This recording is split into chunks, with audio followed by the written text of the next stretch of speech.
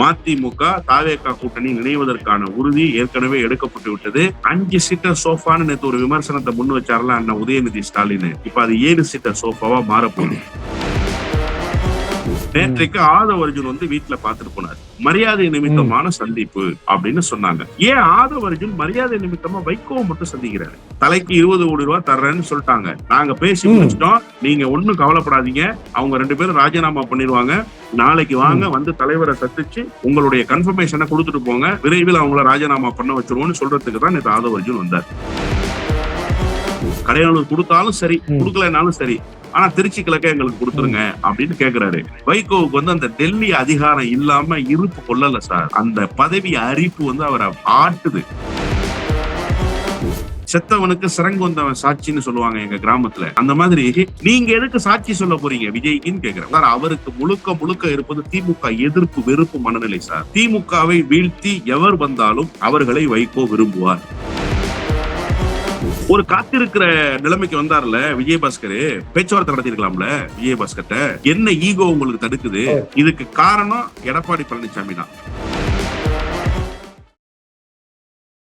தமிழ்நாட்டுல எல்லாமே சேஞ்ச் ஆயிடுச்சு. உங்க நகையையும் சேஞ்ச் பண்ணுங்க. உங்க பழைய நகைக்கு கிராமுக்கு 150 ரூபாய் கூடுதலா வாங்கி புது நகை எடுத்துக்கோங்க. அதே கம்மி சேதாரம் தான் உங்க லலிதால மட்டும்தான். சிட்டாசிஸ் தமிழர் 4.0 அணிகளாய் திரள்வோம், அமைப்பாய் உயர்வோம். ஜூலை 24-25 ஹில்டன், சென்னை. உலக தமிழர்களுக்கு வணக்கம். இது கிங் டிவி. இன்றைய நிகழ்வில் நம்மோடு திராவிட வெற்றி கழகத்தின் முதன்மை செயலாளர் தோழர் மல்ல பசீர் நிகழ்வு இணைகிறார். தோழர் வணக்கம். தோழர் மதிமுகவில இருந்து தலைவர் திரு வைகோ அவர்கள் முதல்வர் விஜய் அவர்களை சந்திக்கிறார். என்ன எதிர்பார்க்கலாம் தமிழ்நாட்டுடைய அரசியல் களத்தில் அடுத்து? உண்மையான செய்தியை சொல்லணுமா இல்ல வைகோ எதுக்காக சந்திக்க போறேன்னு வைகோ சொல்ல போறாரு அந்த செய்தியை சொல்லணுமா? இன்னும் சந்திக்கல. 3 மணிக்கு மனச்சான்றோடு என்ன நடக்கு மனசுல 3 மணிக்கு சந்திக்க போறாரு.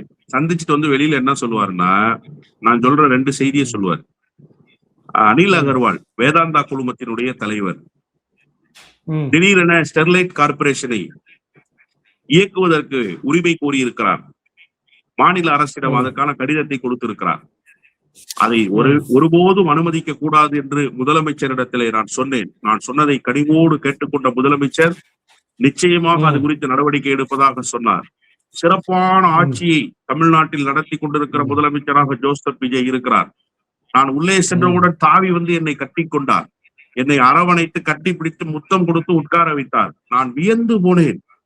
என் மீது நான் ஒரு சாதாரணமானவன், நான் ஒரு சாமானியன், நான் எந்த அதிகாரமும் இல்லாதவன், என் மீது இவ்வளவு வாஞ்சை பொழிகிறாரே என்று நான் வியந்து பார்த்தேன். அவருடைய பண்பு நலன் அவரை எங்கோ உச்சத்தில் கொண்டு போய் நிறுத்தி இருக்கிறது. இதான் இன்னைக்கு பேச போறாரு அவரு. இது அவர் பேச போற செய்தி.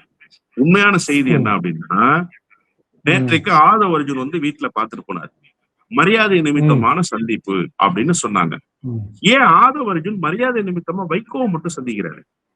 ராமதாஸ்னு ஒரு பெரியவர், மூத்த அரசியல் தலைவர், வைகோவை விட சீனியர். அவர் தைலாபுரம் தோட்டத்துல படுத்திருக்கிறாரு. அவரை போய் பார்க்கலாம் இல்லையா? மரியாதை நிமித்தமான சந்திப்பு. அவருக்கு ஒரு ஆறுதலா இருக்கும்ல. நான் உங்க பையன் மாதிரி, அன்புமணி மாதிரி என்னையும் நினைச்சீங்கன்னா பயந்துருவாரு அவர். அப்படி சொல்லக்கூடாது.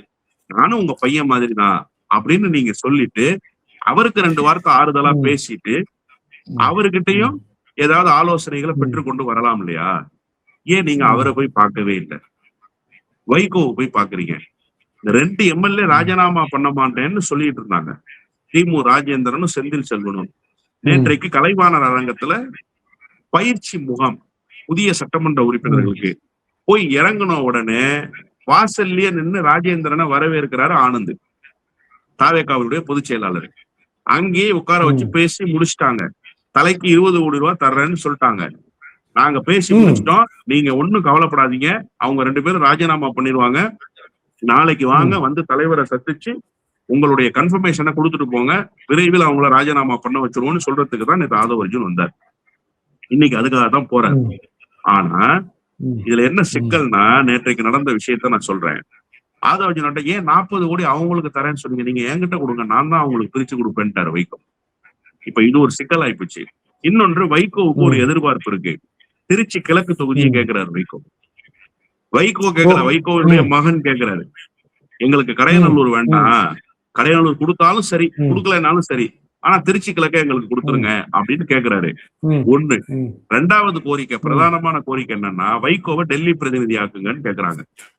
வைகோ மகனும் கேட்கிறாரு, வைகோவும் கேட்கிறாரு. அண்ணன் AKS விஜயன் இருந்தாரு, கம்போ செல்வேந்திரன் அண்ணன் இருந்தாரு, நாகை அசோக் அண்ணன் இருந்தாரு, தலவாய் சுந்தர் அண்ணன் இருந்தாரு. இவங்க எல்லாம் இருந்தாங்கல்ல. வைகோவுக்கு வந்து அந்த டெல்லி அதிகாரம் இல்லாம இருப்பு கொள்ளல சார். அந்த பதவி அரிப்பு வந்து அவரை ஆட்டுது. இந்த தடவை எப்படியாவது ராஜ்யசபாக்குள்ள போயிடணும்னு அவர் நினைச்சாரு. பிரவீன் சக்கரவர்த்தி அதுக்கு ஆப்பு வச்சுட்டாரு. ஃபர்ஸ்ட் வந்த புரோக்கரா, செகண்ட் வர புரோக்கரா அப்படின்னு பார்க்கும்போது அவர் வந்து ஃபர்ஸ்ட் கம் ஃபர்ஸ்ட் சர்வ் பேஸ்ல இந்த காங்கிரஸ் அழைச்சிட்டு வந்த புரோக்கரை முதல்ல நான் முடிச்சுக்கிறேன், அப்புறமா உங்க சைடு வர்றேன், உங்க புரோக்கர் கமிஷன் அப்புறமா கொடுக்குறேன்னு சொல்லி நிறுத்திட்டாரு விஜய். இப்ப அதனால டெல்லிக்கு போக முடியாத ஒரு சூழல் வந்துருச்சு. 2028 வரைக்கும் காத்திருக்கணும். அடுத்த ராஜ்யசபா தேர்தல் வர்ற வரைக்கும் காத்திருக்கணும். அதனால 2028க்கு முன்னாடி டெல்லி பிரதிநிதியா போயிடலாம் அப்படிங்கிற ஒரு முடிவுக்கு வந்துட்டாரு. அதுக்கான பேச்சுவார்த்தையை நடத்துவதற்காகத்தான் இன்னைக்கு வைகோ போறாரு. இதான் யதார்த்தமான உண்மை. மொத்தத்தில் மதிமுக தாவேகா கூட்டணி இணைவதற்கான உறுதி ஏற்கனவே எடுக்கப்பட்டு விட்டது. 5 சீட்டர் சோஃபான்னு நேற்று ஒரு விமர்சனத்தை முன் வச்சார்ல அண்ணன் உதயநிதி ஸ்டாலின். இப்ப அது 7 சீட்டர் சோஃபாவா மாறப்போகுது. இன்னும் 2 பேர் ராஜினாமா செய்ய போறாங்க. ஹார்ஸ் ட்ரேடிங் என்கிற அந்த மோசமான முன்னுதாரணத்தை தமிழ்நாட்டில் நிகழ்த்தி காட்டுவதற்கு வைகோவும் துணை நிற்க போகிறார் என்கிற வரலாறு பதிவு செய்யப்பட போகிறது என்பதுதான் வருத்தத்துக்குரிய செய்தி. மதிமுகவுடைய நலன், மதிமுகவுடைய எதிர்காலம், நாம் திமுக கூட்டணியில் பயணித்தாலும் கூட தேர்தலுக்கு முன்னால் களம் மாறி இருக்கிறது. மக்களுடைய தீர்ப்பு என்பது தாவேகா ஆட்சி அமைக்க வேண்டும் என்று இருக்கிறது. அப்படின்ற காரணத்திற்காக மதிமுகவின் நலனுக்காகவும் இந்த முடிவெடுப்பதுல என்ன தவறு இருக்கு அப்படின்னு ஒரு தார்மீகமா கேட்பாங்க. இல்ல, நான் என்ன கேட்கிறேன்னா, அதிகாரத்தில் ஒட்டி கொண்டிருப்பதுதான் கட்சியினுடைய வளர்ச்சிக்கு நல்லதா? அதிகாரம் எங்கே இருக்கோ, எந்த கட்சியிடம் இருக்கோ அங்கே ஒட்டி கொள்வதுதான் ஒரு அரசியல் கட்சியினுடைய வளர்ச்சிக்கு பாதை சமைக்கும் என்று சொன்னால், நீங்க 2016 மக்கள் நல கூட்டணிக்கே போகாம அதிமுக கூட்டணியில இடம்பெற்றிருக்கணும். 2014 தேசிய ஜனநாயக கூட்டணிக்கு போகாம அதிமுக கூட்டணியிலயோ அல்லது காங்கிரஸ் கூட்டணியிலயோ இடம்பெற்றிருக்கணும். ஏன் அப்ப இடம்பெறல? நீங்க 2009 நாடாளுமன்ற தேர்தலில் திமுக தலைமையிலான அணியில இடம்பெற்றிருக்கணும். அதான கட்சியுடைய வளர்ச்சிக்கு சரியா இருந்திருக்கும். அதிகாரம் அங்கதானே இருந்தது. அப்ப நீங்க அப்பெல்லாம் மாற்றி முடிவெடுத்துட்டு இப்ப வந்து மக்கள் தீர்ப்பு வந்து தாவேகாவுக்கு சாதகமாக இருக்கு, அதனால நான் தாவேகாவை ஒட்டி போறேன் அப்படின்னா அதுக்கு பேர் என்னன்னு கேக்குறேன் நான். நீங்க 4 இடம் வாங்கி போட்டியிட்டது திமுகவுல, 2 இடம் வெற்றி பெற்றது திமுகவுல, அங்கம் வகிச்சது திமுகவுல, தேர்தல் செலவு பார்த்தது திமுக. ஆனா நீங்க தேர்தலுக்கு முன்பு தேர்தல் நிதினு வசூல் பண்ணி வீட்டுல வச்சுக்கிட்டீங்க. 1 ரூபா செலவு பண்ணீங்களா? தேர்தல்ல நீங்க அபிஷியலா போட்டியிடவே இல்லை. நியாயமா என்ன பண்ணணும்? அந்த நிதியை கொண்டு வந்து திமுக கொடுத்துடணும். நாங்க நிதி வசூல் பண்ணோம், நாங்க தேர்தல்ல நிக்கல, நீங்க தான் தேர்தல்ல நிக்கிறீங்க, இந்தாங்க இந்த பணத்தை வச்சுங்கன்னு திமுக கொடுத்துருக்கணும்ல. அப்பாவும் பிள்ளையும் வீட்டுல வச்சுக்கிட்டீங்க. ஓகேவா? இப்ப உங்களுக்கு பேசப்பட்டிருக்கிற வேலை உங்களுக்கான வேலையா? திமுக வெற்றி பெற வைத்ததற்கு கொடுத்த விலை, கொடுத்த உழைப்பு, சிந்திய வியர்வை, சிந்திய ரத்தம், அதுதான் இன்னைக்கு உங்களுக்கு வெற்றியா மாறி இருக்கு. அந்த வெற்றியை நீங்க என்ஜாய் பண்ணி நீங்க வந்து பணம் பண்ணிட்டீங்க. இப்ப நீங்க பணம் பண்ணிட்டு என்ன சொல்றீங்கன்னா, அதுக்கு ஒரு கமர்ஷியல் வேல்யூ இருக்கக்கூடாது, சோசியல் வேல்யூ இருக்கணுங்கிறதுக்காக நான் வந்து மக்கள் தீர்ப்பை ஒட்டி போறேன் அப்படின்னா இதுக்கு பேர் என்னன்னு கேக்குறேன். இதுதான் குதிரை பேரம். அப்போ ஹார்ஸ் ட்ரேடிங் நடந்திருக்கு, நடப்பதற்கான வாய்ப்புகள் இருந்துச்சு, அதை நாங்க வந்து தடுத்து நிறுத்திட்டோன்ற துணியில அண்ணன் திரும்ப பேசுறாரு. ஆனா தமிழ்நாட்டுல ஒரு தலைவர் தான் ஹார்ஸ் ட்ரேடிங் நடக்கவே இல்லை, குதிரை பேரம்லாம் நடக்கவே இல்லை. எங்க கம்ப ராமகிருஷ்ணன் எம்எல்ஏவை கூட்டு போனாங்க, கண்ணப்ப எம்எல்ஏவை கூட்டு போனாங்க, அதுக்கெல்லாம் என்ன பேரு அப்படின்னு ஒருத்தர் நியாயம் சொன்னார்ல, அது யாருன்னா வைகோ தான். அப்போ நீங்க வந்து கட்சியை வளர்க்கணும், கட்சியை வந்து காப்பாற்றணும், கட்சியை வந்து அடுத்த கட்டத்துக்கு நகர்த்தணும்னா ஏன் தாவேகாவுக்கு லாவணி பாடுறீங்கன்னு கேக்குறேன். உலகமே சொல்லுது இது குதிரை பேரம்னு. அண்ணன் தமீமுன் அன்சாரி பாஜக தலைவர் சொல்றாரு, இது வந்து குதிரை பேரம் இல்ல, இது யானை பேரம்ங்கிறாரு. அப்படிப்பட்ட சூழல் தமிழ்நாட்டுல நிலவும் போது இது குதிரை பேரமே இல்லைன்னு செத்தவனுக்கு சிறங்கு வந்தவன் சாட்சின்னு சொல்லுவாங்க எங்க கிராமத்துல. அந்த மாதிரி நீங்க எதுக்கு சாட்சி சொல்ல போறீங்க விஜய்க்குன்னு கேக்குறேன். உங்களுக்கு என்ன நோக்கம் வந்துச்சு? இப்ப புரியுதா விஜய் அவர் ஏன் முழுக்க சார்? அவருக்கு முழுக்க முழுக்க இருப்பது திமுக எதிர்ப்பு, வெறுப்பு மனநிலை சார். அதை எப்போதுமே தன்னுடைய இதய கூட்டுக்குள் வச்சுக்குவார் அவரு.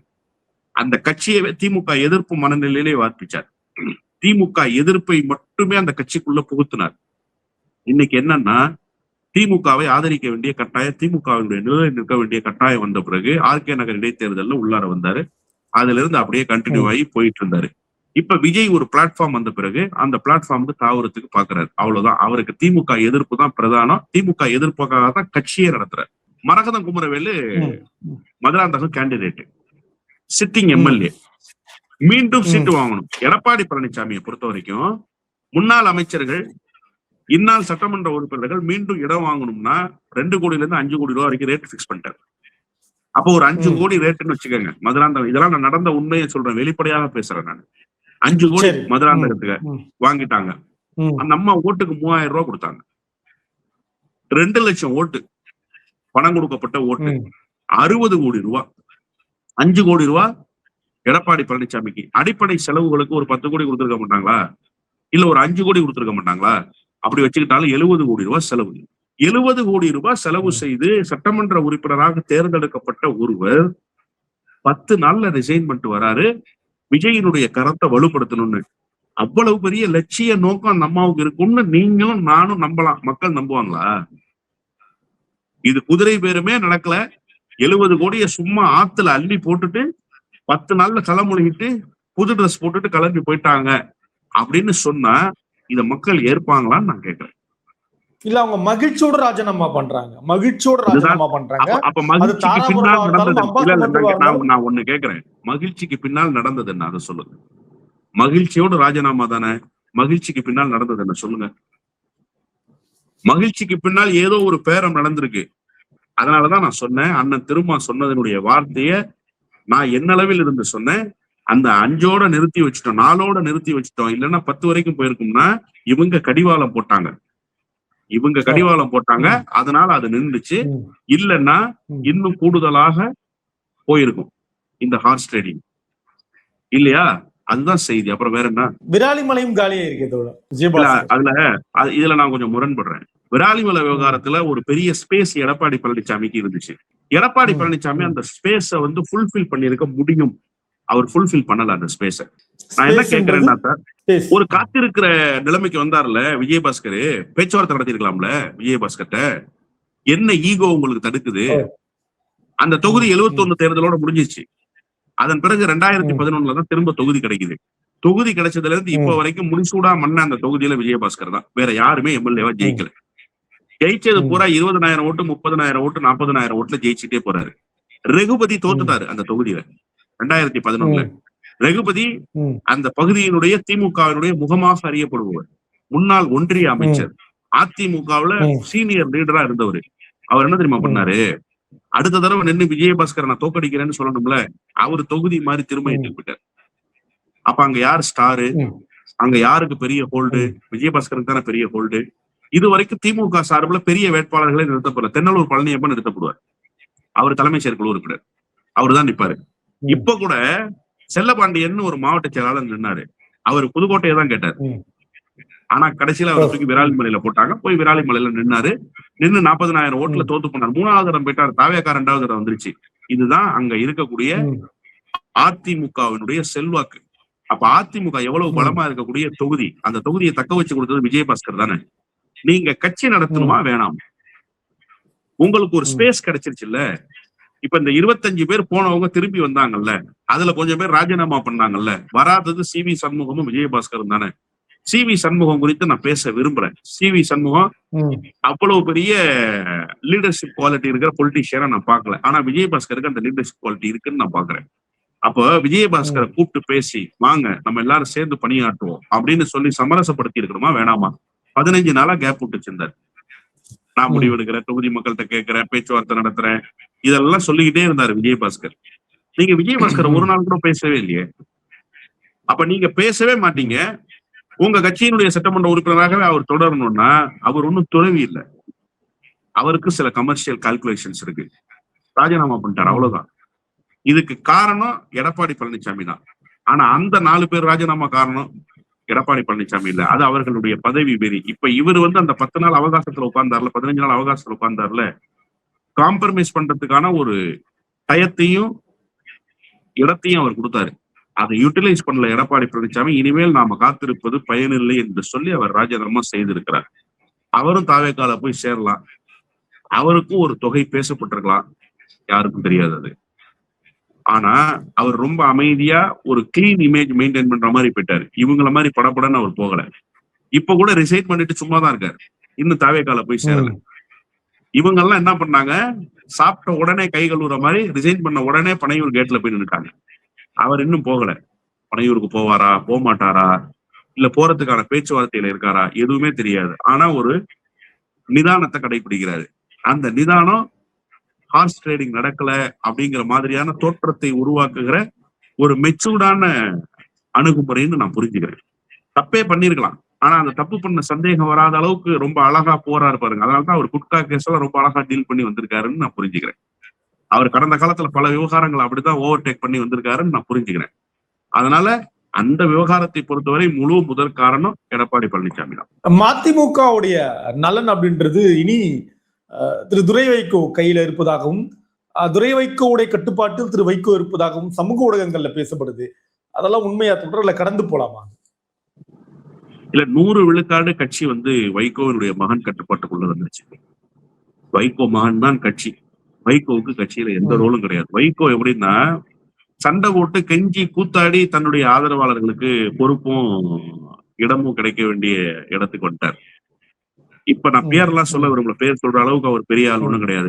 அவருக்கு துணை பொதுச் செயலாளர் போட்டாங்க. வைகோ மகன் அதை கூடாதுன்றாரு.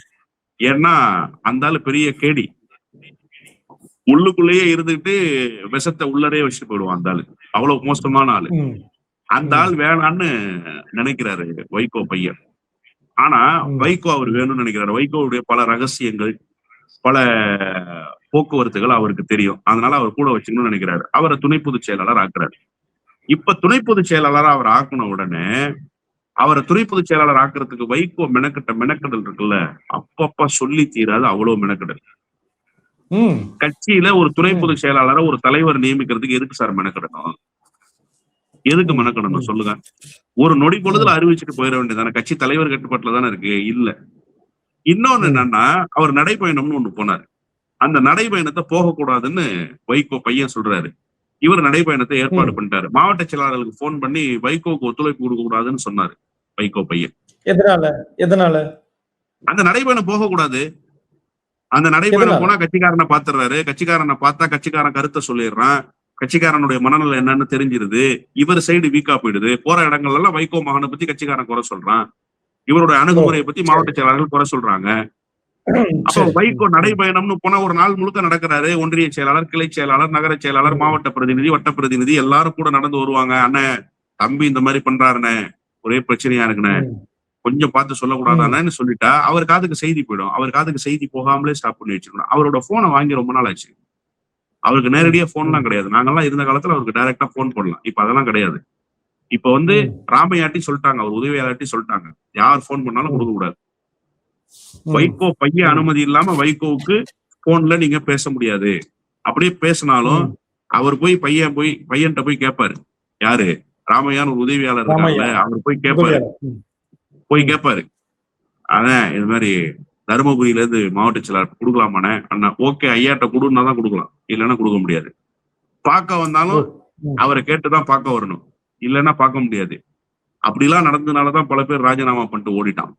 பல பேர் கட்சியே வேணான்னு ஓடிட்டான். அரிமா நாகராஜன்னு சொல்லி திருப்பூர் மாவட்ட செயலாளர் வைகோ பையனுக்கு எல்லாம் மாதிரி இருந்தான். அந்த ஆளு விட்டுட்டு வேணான்னு ஓடுனதுக்கு காரணமும் இதுதான். அதனால கட்சி முழுமையாக அவர் கட்டுப்பாட்டுக்குள்ள வந்துருச்சு. கட்சி வைகோவினுடைய கட்டுப்பாட்டுல இல்ல. வைகோவுக்கு கட்சியில எந்த லீடும் இல்லைன்றதுதான் யதார்த்தமான உண்மை. ஒரே ஒரு நிறைவான கேள்வி, தாவேகா மதிமுக கூட்டணி அமையிற பட்சத்துல இல்ல விரும்புற பட்சத்துல அதை திரு வைகோ விரும்பலன்னு புரிஞ்சுக்கலாம்? இல்ல, 100 வைகோ விரும்புறாரு. வைகோ 100, அதாவது தேர்தலுக்கு முன்பு துரை வைகோ விரும்பினார். தேர்தலுக்கு முன்பு வைகோ விரும்பல. தேர்தலுக்கு பிறகு வைகோவே என்ன சொல்றாருன்னா, பையன் சொன்ன முடிவு சரியா இருந்திருக்குமோ, நம்ம தப்பு பண்ணிட்டோமோ திமுக கூட்டணியில இருந்துன்னு நினைக்கிறாரு. 100 விழுக்காடு வைகோ விரும்புற சார். திமுகவை வீழ்த்தி எவர் வந்தாலும் அவர்களை வைகோ விரும்புவார், அவர்களை வைகோ நேசிப்பார். திமுகவை வீழ்த்தணும், அவருக்கு அது ஒண்ணுதான் டார்கெட்.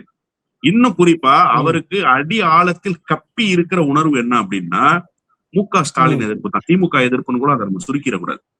மு.க. ஸ்டாலின் எதிர்ப்பு தான் அவருக்கு பிரதானமே. அண்ணன் ஸ்டாலினை பார்த்தால் அவருக்கு அப்படியே அடி வயிறெல்லாம் பற்றி எரியும். அவருக்கு ஏன் அப்படி அண்ணன் ஸ்டாலின் மேல அவ்வளவு வெறுப்புன்னு தெரியாது. பக்கத்திலே இருப்பாரு, நல்லா பேசுவாரு, பேசிட்டு அவர் குறித்த அவதூறுகளை பேசுவார், அவர் குறித்து தப்பான செய்திகளை பேசுவார், அருவருக்கத்தக்க வார்த்தையில் பேசுவார். எவ்வளவு பேசியிருக்கார் கடந்த காலத்துல, தனிப்பட்ட முறையில் எவ்வளவு பேசியிருக்கார், பொது மேடைகளில் எவ்வளவு பேசியிருக்கிறார், எவ்வளவு மோசமாக வெளிப்பட்டிருக்கிறார். அதனால அவருக்கு அண்ணன் ஸ்டாலின் எதிர்ப்பு ஒன்றுதான் அடியாளத்தில் இருக்கக்கூடிய மிக முக்கியமான அரசியல் கொள்கையே. இப்ப தாவேகா கூட்டணியை 100 விழுக்காடு அவர் விரும்புறாரு. டெல்லிக்கு போகணும்னு நினைக்கிறாரு. அது தாவேகா சார்பில் டெல்லி பிரதிநிதியா போகணும்னு நினைக்கிறாரு. திமுக இனிமே எழவே கூடாத அளவுக்கு அரசியல் தமிழ்நாட்டுக்குள்ள நாம நிலைநிறுத்தணும்னு நினைக்கிறாரு. அதுக்காக விஜய் என்ன சொன்னாலும் அதை செய்வதற்கு தயாராகி கொண்டிருக்கிறார். உரிய நேரத்தில் எங்களோடு இணைந்திருக்க தொடரும். நன்றி. தொடர்ந்து பயணம். நன்றி. தமிழ்நாட்டுல எல்லாமே சேஞ்ச் ஆயிடுச்சு. உங்க நகையையும் சேஞ்ச் பண்ணுங்க. உங்க பழைய நகைக்கு கிராமுக்கு 150 ரூபாய் கூடுதலா வாங்கி புது நகை எடுத்துக்கோங்க. அதே கம்மி சேதாரம் தான் உங்க லலிதால மட்டும்தான். சிட்டாசிஸ் தமிழர் 4.0 அணிகளாய் திரள்வோம், அமைப்பாய் உயர்வோம். ஜூலை 24-25 ஹில்டன், சென்னை.